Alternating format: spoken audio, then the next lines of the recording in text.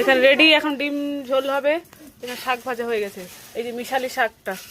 আমার শাকটা আমাকে একটু দাও না। একটা বাটি আছে কি? বাটিতে করে নিবো নাকি হাত দিয়ে নিয়ে নিবো কি? ওই বাটিটা দাও তো তাহলে।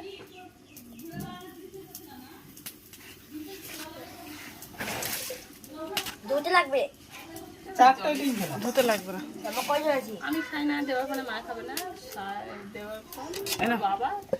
চল খাই আমরা। আরে আমি এখানে খাবো না, এখানে খাবো।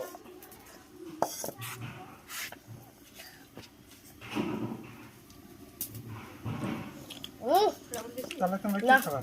শাক খাও না? এই ডিম খাবার কি খাবার?